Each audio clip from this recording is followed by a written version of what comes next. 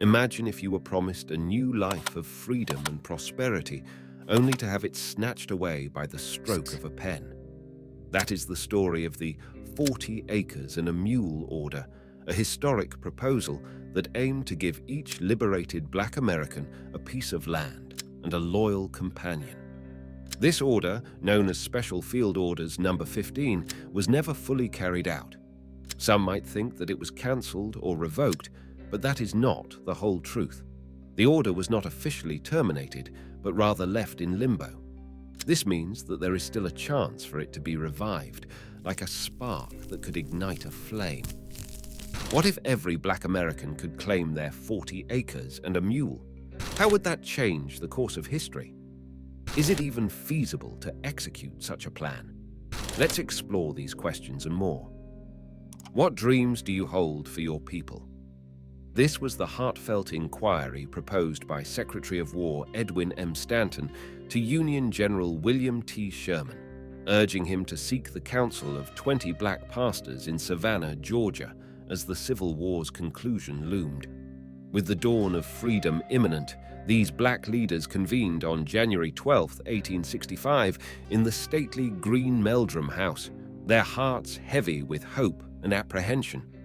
Their voices trembled with caution as they shared their reluctance to coexist with white folks, their minds clouded with the bitter memories of enduring racial prejudice in the South. Their vision was clear.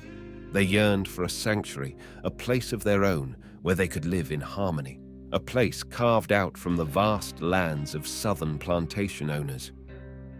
"Our salvation lies in the soil," declared Garrison Frazier, a 67-year-old Baptist minister who spoke for the group. "We yearn for a piece of land to call our own, to nurture with our sweat and toil until we can claim it as ours."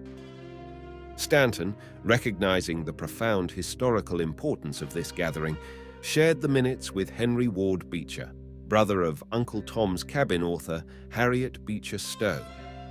The idea resonated far and wide when Beecher read the notes to his New York church congregation, and they found their way into the pages of both the New York Daily Tribune and a black publication, the Christian Recorder.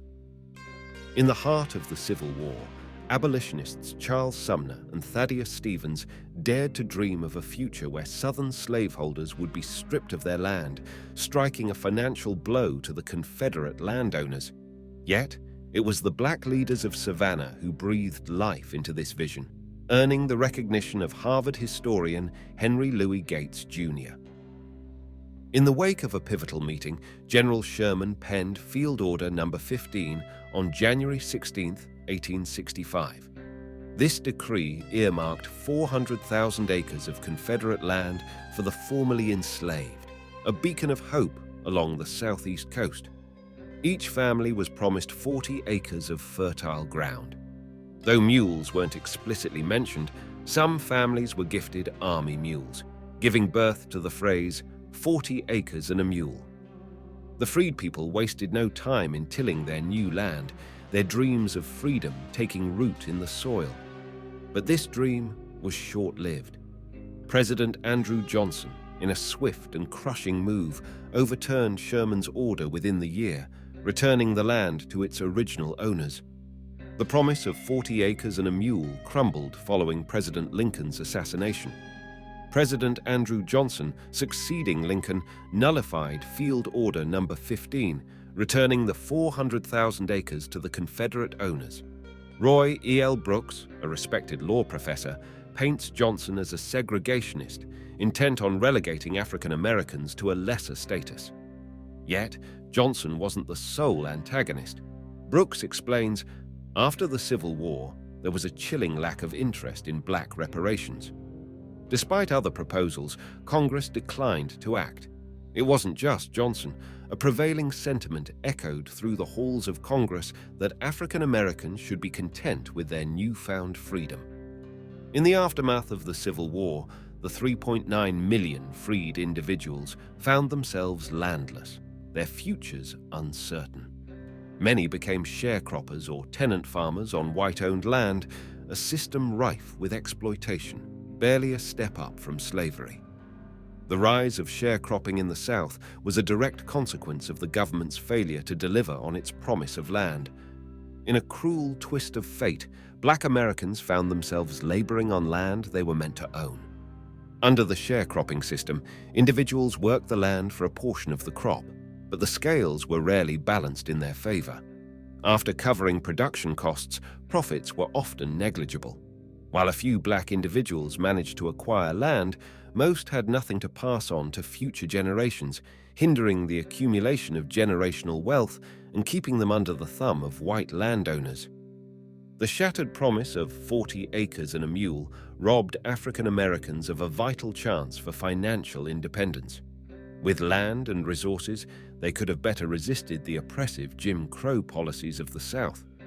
As Brooks poignantly states, it was the day when it was openly declared that the United States was never a country for black people.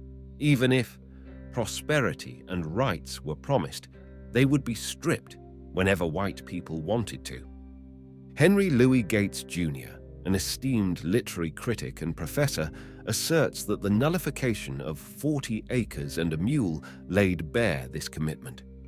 Though remarkably radical for its time, with echoes of socialism, today it stands as the nation's first systematic attempt at providing reparations to newly freed slaves. In the heart of the 1870s, Black Americans let go of their dreams for federal land redistribution. Yet, the idea of 40 acres and a mule lingered, a poignant symbol of Reconstruction's broken vow of economic fairness. This phrase wasn't just a symbol, it echoed in the halls of justice during the class-action racial discrimination lawsuit Pigford v. Glickman. Federal Judge Paul L. Friedman declared, 40 acres and a mule. The government broke that promise to African American farmers over 100 years later. Fast forward to 1989, Michigan Representative John Conyers brought forth the Commission to Study Reparation Proposals for African Americans Act. This became known as H.R. 40, a nod to the unfulfilled promise. Could the 40 acres and a mule executive order finally see the light of day? It was never officially suspended, just left hanging. An immediate suspension could have sparked public outrage, considering the rightful claim of black land ownership. Instead, actions to enforce it simply stopped, leaving the order technically open. Remember, executive orders aren't like laws passed by Congress.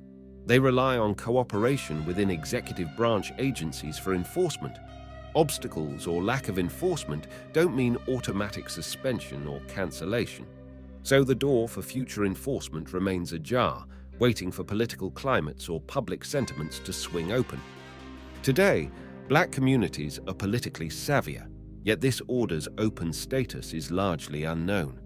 Instead of demanding wider reparations, which could take decades, why not urge presidential candidates to commit to enacting the existing 40 acres and a mule order?